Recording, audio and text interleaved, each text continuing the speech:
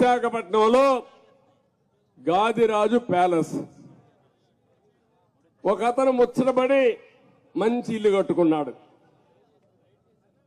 మనం కూడా కట్టుకుంటాం లేదా? కష్టపడినాక డబ్బులుంటే ఇల్లు కట్టుకుంటాం, ఇంకా ఎక్కువ డబ్బులు వస్తే ఇంకా దాన్ని కొట్టేసి మంచి ఇల్లు కట్టుకుంటాం, మన పిల్లలు సంపాదించి బయట నుంచి పంపిస్తే ఇల్లు కట్టుకుంటాం అని చేస్తాం మనం. వీళ్ళు పోతా పోతా ఉంటే ఇది ఏదో చూడాలి, ఇది నేను కూడా ఇంకా డెప్త్కి వెళ్ళాలి. పోతా పోతా ఉంటే ఆ ఇంటి మీద ముఖ్యమంత్రికి కన్ను పడిందంట. ఇంకా అయిపోయింది ఆ పని. ఆ ఇల్లు మాకు కావాలని వీళ్ళు ముచ్చటపడ్డారు కాబట్టి ఆ ఇల్లు కావాలన్నారు. ఆయన అన్నాడు, నేను ఎందుకు ఇస్తానయా, నా ఇల్లు ఇది అన్నాడు. అంటానే ఏం చేశారు తెలుసా? ఎప్పుడో ఇది ఉందని 22A కింద పెట్టేశారు.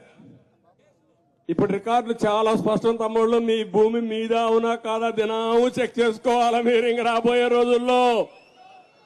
ఎందుకంటే ఈ కాంగ్రెస్ దొంగలు ఆ రికార్డులో ఏమక్కర్లా, ఈ భూమి 22Aలో ఉంది అంటే ఏంటి? ఇది ప్రభుత్వ భూమి. మీ తాత ఇవ్వచ్చు, మీ ముత్తాత ఇవ్వచ్చు మీకు. ఇంకా అక్కడి నుంచి నువ్వు కుయ్యమరు అంటే సగం నాకు ఇస్తావా చెప్పు, అప్పుడు నీకు ఇస్తా. లేకుండా మొత్తం ఇచ్చేసి 20 లక్షల ఆస్తి 5 లక్షలు ఇస్తారు. ఇటీవల సెటిల్మెంట్ లో అన్ని అదే జరిగింది సర్వేలో. మీరు ఒక విషయం గుర్తుపెట్టుకోవాలి, ఇప్పుడు ఓటర్ దొంగలు కూడా వచ్చారు. మీరు బతికుండగానే మిమ్మల్ని చంపేస్తున్నారు. అంటే ఏంటి అరాచకాలను అడుగుతున్నా మిమ్మల్ని అందరూ ఆలోచించుకోవాలి మీరు. ఇదేదో నా కోసరం కాదు నేను చెప్పేది, మీ కోసరం, మీ పిల్లల కోసరం, ఈ రాష్ట్రంలో ఉండే ప్రజల కోసరం. ఇలాంటి అరాచకాలు నేను ఎప్పుడు ఊహించలా. ఇలాంటి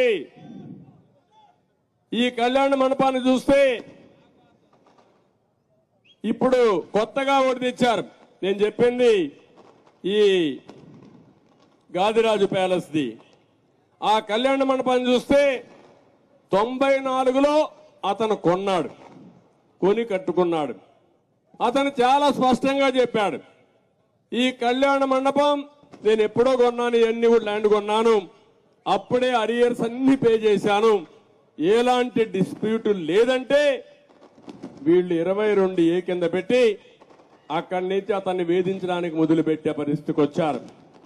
ఒక్క విశాఖపట్నంలో 40,000 కోట్ల రూపాయలు చేసే ఆస్తుల్ని వీళ్ళు కబ్జా చేశారు, సెటిల్మెంట్ చేశారు.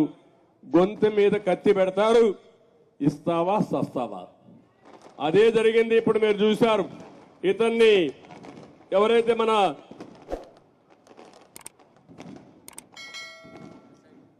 ఇప్పుడే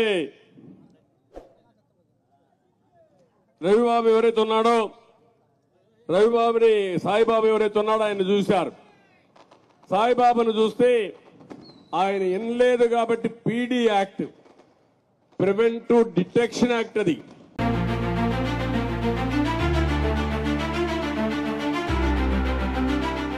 Like, share and subscribe to Rajaniti channel.